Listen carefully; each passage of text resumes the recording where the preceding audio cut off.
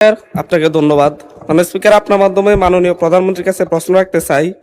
বাংলাদেশের কয়েক ডজন বীমা কোম্পানি যারা বিভিন্ন প্রতারণামূলক অফার দিয়ে মানুষের বীমার টাকা আত্মসাৎ করেছে এবং আওয়ামী লীগ সময়ে লক্ষ লক্ষ কোটি টাকা বীমা কোম্পানিগুলা থেকে তারা লুটপাট করে নিয়েছে।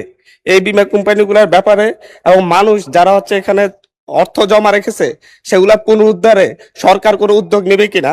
আমার উপজেলা সহ সারা বাংলাদেশে এরকম লক্ষ লক্ষ ক্ষতিগ্রস্ত মানুষ রয়েছেন যাদের টাকা বীমা কোম্পানিগুলো আত্মসাৎ করেছে। ধন্যবাদ মাননীয় স্পিকার। মাননীয় প্রধানমন্ত্রী।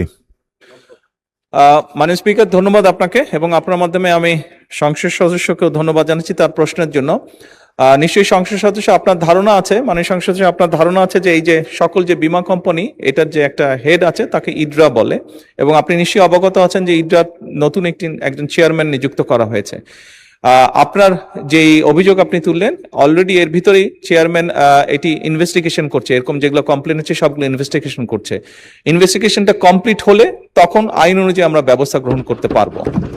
ধন্যবাদ মাননীয় স্পিকার।